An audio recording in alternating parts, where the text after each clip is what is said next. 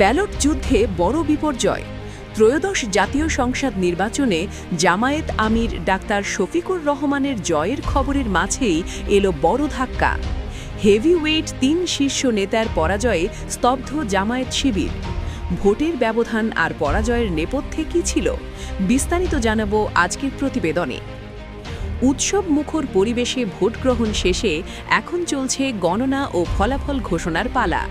সারা দেশে জামায়াতে ইসলামীর নেতৃত্বাধীন ১১ দলীয় জোট শক্তিশালী অবস্থানে থাকলেও দলটির ৩ শীর্ষ নেতার পরাজয় এখন রাজনৈতিক মহলে talk of the town.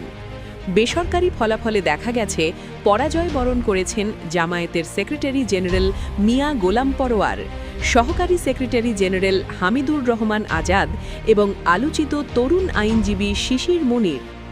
Khulna ৫ আসনে তীব্র প্রতিদ্বন্দ্বিতার পর বিএনপি প্রার্থীর কাছে মাত্র ৩,০০০ ভোটের ব্যবধানে হেরেছেন সাবেক সংসদ সদস্য মিয়া গোলাম পরোয়ার। অন্যদিকে কক্সবাজার ২ আসনে বড় ব্যবধানে হোঁচট খেয়েছেন হামিদুর রহমান আজাদ। সেখানে জয়ের ব্যবধান দাঁড়িয়েছে ২৮,০০০-এ। তবে সবচেয়ে বেশি চমক সৃষ্টি হয়েছে সুনামগঞ্জ ২ আসনে, যেখানে ছাত্র শিবিরের সাবেক আলোচিত নেতা শিশির মনির